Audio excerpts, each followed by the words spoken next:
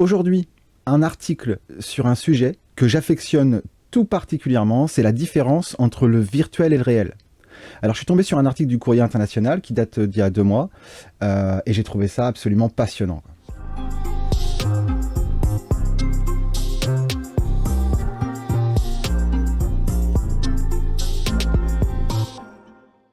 Alors, l'article s'appelle, c'est une rencontre, c'est traduit d'un autre article, David Chalmers, le philosophe pour qui le virtuel est bien réel. Alors, pour être transparent, avant la lecture de cet article, je pense personnellement que nous vivons dans ce qu'on appelle communément une réalité virtuelle. J'oblige personne à adopter cette vision, qu'on soit bien clair là-dessus. Ceux qui sont intéressés pour en savoir plus, je vous invite à regarder ma vidéo ici. Je suis un menteur, ma vision de la réalité. Et vous aurez une petite vue d'ensemble de ce que je peux penser. Ça dure moins de 10 minutes, je vous mets le lien dans la description. Et si le sujet de la réalité virtuelle, de l'intelligence artificielle et des technologies connexes à tout ça vous intéresse, je vous invite à vous abonner, à activer la cloche pour ne pas rater les prochaines vidéos, parce qu'il y a plein de trucs intéressants à dire là-dessus. Mais retour à l'article, le virtuel est-il réel? Alors, l'Australien David Chalmers actualise les plus anciennes questions de la philosophie à l'aune des bouleversements apportés par la technologie, en particulier la création d'environnements virtuels. Qui sommes-nous? Comment pouvons-nous nous assurer de ce qui nous entoure? Le magazine britannique Prospect a rencontré le philosophe qui n'exclut pas que notre quotidien puisse être une simulation. Est-ce que vous me voyez? À l'ère de la visioconférence, la question est devenue banale. Mais dès lors que vous posez la question au philosophe David Chalmers, elle acquiert une toute autre profondeur. Chalmers pense que dans la version élémentaire de la réalité virtuelle où se déroule notre conversation, je cite, certains philosophes très conservateurs répondraient « Non, ce n'est pas vous que je vois, mais simplement un ensemble de pixels sur un écran. » Fin de citation. Lui a une vision très différente des choses. Oui, je vous vois parfaitement. La simplicité apparente de cette réponse induit en fait un certain nombre de choses, non seulement sur les possibilités de la réalité virtuelle, mais également sur la nature de la réalité. Chalmers, né en 1966, est l'un des philosophes les plus célèbres du XXIe siècle. Bien que son nouveau livre Reality Plus, sorti en janvier 2022 et pour l'instant inédit en français, soit le premier ouvertement destiné au grand public, il a déjà réussi à dépasser le champ universitaire en grande partie grâce à son article The Matrix as Metaphysics, non traduit en français, écrit en 2003 pour le site officiel du film. Sa décontraction, son allure débraillée et ses longs cheveux, qui n'ont pas vu un peigne depuis des années, lui ont légitimement valu d'être qualifié de philosophe rockstar. La réalité virtuelle est-elle réelle? Il doit moins sa réputation à ses propres théories qu'à sa façon incisive de cerner ce qui est sans doute aujourd'hui le problème philosophique majeur. Chalmers a établi une distinction entre les problèmes faciles et difficiles de la conscience. Le problème facile consiste à décrire les mécanismes et identifier les zones du cerveau qui suscitent tel ou tel état mental. S'il est dit facile, c'est qu'il ne soulève aucune question conceptuelle profonde. Le problème difficile de la conscience consiste, en revanche, à comprendre comment une masse de matière organique, si complexe que soit son organisation, peut engendrer l'expérience subjective de la conscience. C'est désormais ce qu'on appelle le problème difficile de Chalmers, même s'il existait avant que le philosophe lui ait donné son nom. Chalmers se demande à présent si une réalité virtuelle totalement immersive et parfaitement simulée, ce qu'on appelle la réalité virtuellement totalement immersive, serait une forme authentique de réalité ou une alternative à cette réalité. Son livre tombe à point nommé. En octobre 2021, Mark Zuckerberg annonçait que Facebook travaillait à l'élaboration d'un métaverse, un Internet incarné, complètement immersif, permettant à l'utilisateur de participer à des réunions ou de dîner avec des amis dans un environnement 3D par le biais d'un avatar personnel. Alors que Zuckerberg imagine une utopie virtuelle, d'autres redoutent une fin déshumanisante de la réalité.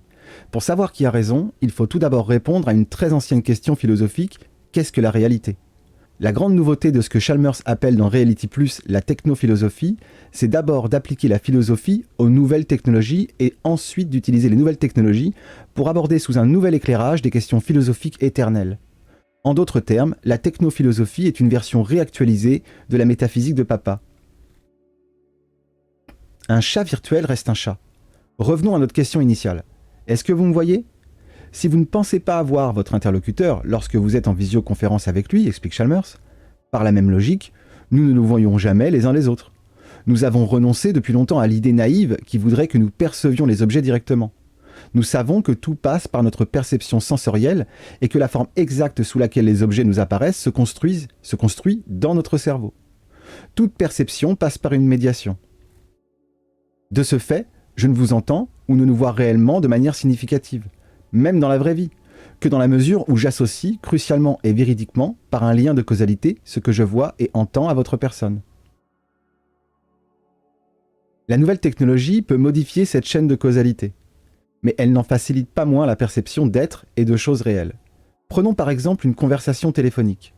Je cite, « Peut-être que la première fois que quelqu'un a utilisé un téléphone, il s'est dit « Ce que j'entends, c'est une projection de la voix de mon interlocuteur. » Mais pas lui directement, explique Chalmers. Mais à partir du moment où le téléphone s'est imposé dans notre vie, les gens disaient tout naturellement « Je vous entends ». S'il est une chose que l'on a constatée avec la percée de la technologie, c'est que ces concepts s'élargissent de façon tout à fait naturelle. Alors je suis très d'accord avec ça. Il y a à mes yeux pas de différence entre deux personnes qui parlent en face à face et deux personnes qui vont utiliser par exemple un gobelet avec une ficelle pour se parler. Il s'agit simplement d'un médium pour faire passer la voix et donc l'information des mots. Dans le premier cas, c'est l'air. Dans le deuxième cas, c'est une ficelle et aussi un peu d'air accessoirement. Mais si on prend un smartphone, en fait c'est la même chose. C'est juste le médium qui change, mais le concept, on va dire, dans sa plus simple expression, reste le même. Et je continue. Et selon lui, nous serions justement en train d'assister à un nouvel élargissement conceptuel de ce type. Même dans notre version primitive de la réalité, il est déjà tout naturel de dire que nous percevons des objets virtuels dans une réalité virtuelle. À quoi on serait bien entendu tenté d'objecter que ce que l'on voit dans une réalité virtuelle n'est par définition pas réel. Un chat virtuel n'est pas un vrai chat. En un sens, Chalmers l'admet. Ce n'est pas un chat de chair et d'os, organique, biologique, mais c'est un vrai chat virtuel. Et il ne s'agit pas là d'une simple argutie sémantique. Les 5 critères du réel. La position que l'on prendra dans le débat dépend en grande partie de la façon dont on définit l'adjectif « réel ». Pour Chalmers, dire qu'un objet est réel peut recouvrir l'un des 5 sens suivants. Il existe, il a des pouvoirs de causalité, il évolue en dehors de l'esprit, il n'est pas illusoire, et c'est un exemplaire tangible de l'objet de référence. Chalmers fait remarquer qu'une réalité virtuelle totalement immersive, qui, de l'intérieur, ne se distinguerait en rien de la vraie vie, cocherait au moins 4 de ces cases. Il en veut pour preuve l'exemple d'un chien numérique. Premièrement, quelle que soit l'idée que l'on se fasse d'un chien numérique, il y a une certaine forme d'existence. Deuxièmement, dans un environnement de full VR, c'est-à-dire de réalité virtuelle complète, un chien virtuel possède ou posséderait des pouvoirs de causalité. S'il mord, ça fait mal. Troisièmement, il est indépendant de l'esprit. Si l'on quitte l'environnement virtuel, le chien continuera de s'y balader en reniflant tout ce qui bouge. Le 4e point est moins évident. Un chien numérique est, ou du moins peut-être, non illusoire. On pourrait considérer que la réalité virtuelle est par essence illusoire, puisque toute sa raison d'être consiste à donner une apparence réelle à des objets numériques. À quoi Chalmers objecte que le concept de pénétration cognitive démontre que ce n'est pas nécessairement le cas. Lorsque vous regardez dans le rétroviseur d'une voiture, ce que vous voyez semble-t-il être devant vous ou derrière vous? À proprement parler, il apparaît devant vous. Mais parce que nous savons que c'est un reflet, et que nous y sommes habitués, nous le voyons en fait comme étant derrière nous. Chalmers pense qu'un mécanisme semblable pourrait être à l'œuvre dans un monde virtuel. Ainsi, lorsque dans un laboratoire de réalité virtuelle, on lui demande de descendre d'une planche suspendue au-dessus du Grand Canyon, il reconnaît avoir, je cite, « voulu poser le pied sur le sol, histoire de bien le sentir ». Mais au bout d'un moment, il dit « on s'habitue rapidement aux affordances de l'environnement, ses potentialités qui autorisent certaines actions à l'utilisateur. On peut descendre de la planche et rejoindre l'autre côté du canyon. On marche simplement sur l'air et on s'y habitue. Avec le temps, la nature virtuelle d'un tel monde devient un élément que l'on intègre à notre perception de la réalité. Elle ne nous paraîtrait pas plus illusoire que lorsque nous voyons le soleil s'élever dans le ciel, alors que nous savons très bien que c'est la Terre qui tourne. Quelle chance d'une autosimulation! Il reste, selon Chalmers, un seul critère que la full VR pourrait ne pas remplir. Même si un chien numérique est réel, on peut encore dire que ce n'est pas un vrai chien, car les vrais chiens sont des organismes biologiques, ce qui reviendrait un peu à dire que le lait d'avoine est réel, mais que ce n'est pas du vrai lait. Chalmers affirme que dans la mesure où la full VR coche 4 de ces 5 cases, nous pouvons admettre qu'elle est réelle à au moins 80%. Or, 4 cases sur 5 n'est pas forcément la même chose que 80%. Si je remplis 4 critères sur 5 pour être médecin, je ne suis pas médecin à 80%. Je ne suis pas médecin du tout.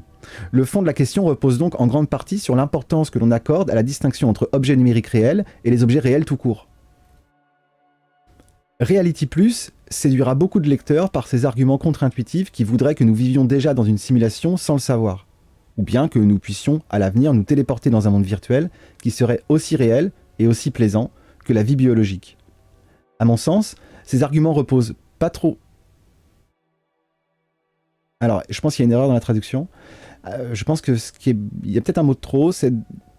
À mon sens, ces arguments reposent trop sur des probabilités que nous ne sommes pas en mesure d'évaluer. Je pense que c'est ça la vraie phrase. Serait-il un jour possible de disposer de suffisamment de puissance de calcul et d'électricité pour créer un monde virtuel aussi riche et immersif que notre monde physique actuel? Chalmers admet que ces problèmes méritent d'être sérieusement envisagés. Mais il estime que nous avons tout de même au moins 50% de chances de créer un environnement virtuel totalement immersif. Sur la question des ressources énergétiques nécessaires, il souligne que, même si du fait des contraintes physiques fondamentales, aucun univers fini ne peut se simuler parfaitement lui-même jusque dans les moindres détails. Cela n'a aucune importance parce que la full VR n'en a pas besoin. Les univers ont simplement besoin de simuler des univers plus simples et plus petits qu'eux-mêmes. On pourrait peut-être même, par exemple, canaliser une partie de l'énergie de quelque étoile lointaine pour simuler en gros ce qui se passe sur Terre et dans une petite zone environnante. Alors déjà, moi je pense que on peut juste simplement recréer le monde. Hein. On n'est pas obligé de recréer l'univers. Si tu veux créer un monde virtuel, juste refais le monde déjà, ce sera déjà bien suffisant. Surgit l'éthique. Chalmers est persuadé qu'un univers infini pourrait simuler totalement un univers fini tel que le nôtre, et que si notre univers était une simulation parfaite, nous n'aurions aucun moyen de le savoir. Une hypothèse que beaucoup prennent au sérieux. Et bien ça, effectivement, nous pourrions nous-mêmes créer une réalité virtuelle, un monde virtuel, et feinter quiconque vit à l'intérieur de ce monde. Ça, c'est une certitude. Mais si notre monde est bel et bien une simulation parfaite, comment se fait-il qu'il soit aussi terrible? S'il est le produit d'une évolution aveugle, alors la pauvreté, la maladie, la cruauté humaine, etc. sont tout à fait prévisibles.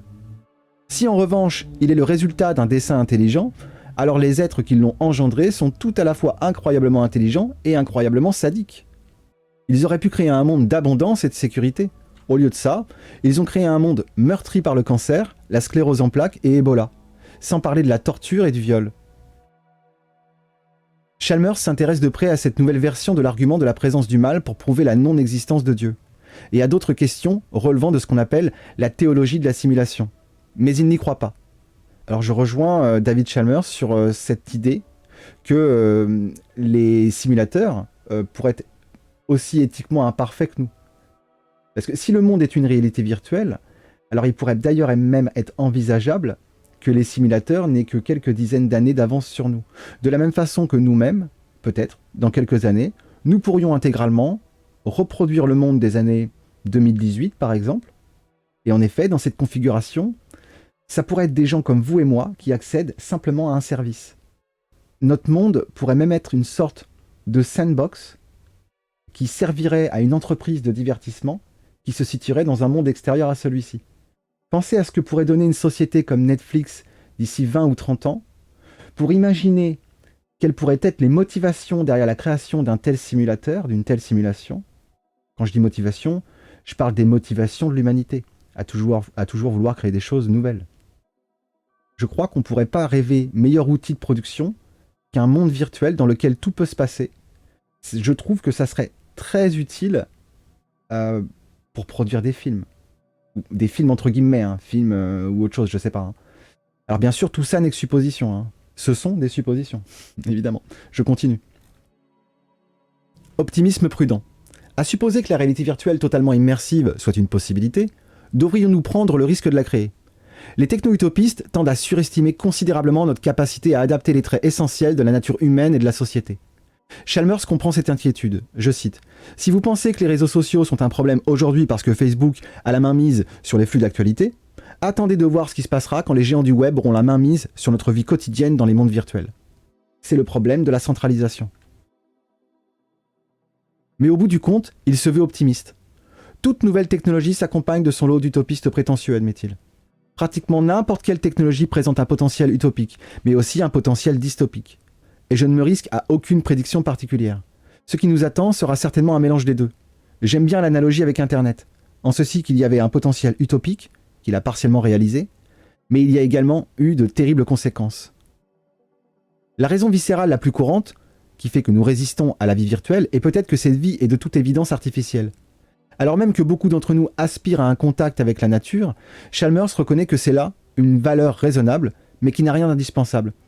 Il dit « Personnellement, je vis à New York, dans un environnement qui n'a rien de très naturel, mais qui n'empêche pas de trouver du sens à ma vie. » Alors je suis pas d'accord avec lui sur ce qu'il dit sur le caractère pas naturel de New York. Je considère personnellement que la ville de New York fait tout entière partie intégralement de la nature. Encore une fois, je vous renvoie à ma vidéo Ma vision du monde, celle-ci, dans laquelle en fait j'explique ma définition de la nature, de ce qui fait partie de la nature ou non, quoi. Mais pour résumer, pour moi, toute technologie fait partie de la nature. Le saut générationnel. Dans son livre, Chalmers ne prédit pas l'échéance avec laquelle il pense que la réalité virtuelle intégrale deviendra une réalité. Je cite, « En général, les gens ont tendance à surestimer les progrès à court terme, et à les sous-estimer sur le long terme. À mon avis, sur le court terme, il y aura beaucoup d'obstacles, de retards et de ratés, confie-t-il, ajoutant « Je ne serais pas surpris s'il fallait 20 ou 30 ans pour que nous parvenions à des réalités virtuelles vraiment fluides et transparentes que tout un chacun utiliserait naturellement. » Que vous croyez ou pas aux possibilités d'une vie radieuse dans un univers virtuel tient peut-être davantage à votre âge qu'à la force des arguments de Chalmers. Je cite, « Il y a un phénomène générationnel à l'œuvre en ce domaine. Vous et moi prenons petit à petit le train en marche. Mais il y a des jeunes qui arrivent, qui sont maintenant des adolescents. Pour eux, il est tout à fait naturel d'interagir avec un monde numérique et de l'envisager comme un monde réel. Et je pense que, pour ce genre d'individu, l'idée que la réalité est une simulation est sans doute loin d'être aussi étrange qu'elle a pu l'être pour vous et moi. » Alors, j'aimerais rebondir avant de finir sur cette notion de phénomène générationnel, car pour moi, je trouve que c'est assez important. Parce que la rapidité des évolutions technologiques est, selon moi, le facteur principal de ce qui crée le fossé générationnel. Ces évolutions technologiques n'étaient pas si rapides il y a 300 ans. En plus de ça, les nouvelles technologies se propageaient pas aussi vite qu'aujourd'hui. Il y a 300 ans, 400 ans, 500 ans, un grand-père, son fils, son petit-fils vivaient sensiblement dans la même époque technologique. Donc tout le monde se comprenait quelque part. Aujourd'hui, c'est absolument plus le cas. On vit, et on a déjà vécu, à l'échelle de notre propre vie, déjà plusieurs révolutions technologiques successives qui ont eu des impacts considérables sur la façon dont on vit. Et c'est pas prêt de s'arrêter. Bon, j'espère que ce sujet vous a plu, autant que ça m'a plu de vous en parler, j'adore ça. Dites-moi ce que vous en pensez. Est-ce que l'hypothèse de la virtualité du monde est un concept qui vous parle? Est-ce que ça vous paraît cohérent? Si on parvenait, nous, à reproduire le monde, entre guillemets, et à y faire vivre des êtres intelligents, est-ce que ce serait quelque chose de significatif pour vous? Je ne sais pas. Partagez-moi votre pensée dans les commentaires, abonnez-vous, pensez à activer la cloche des notifications, partagez sur les réseaux sociaux. Gros bisous, à très bientôt.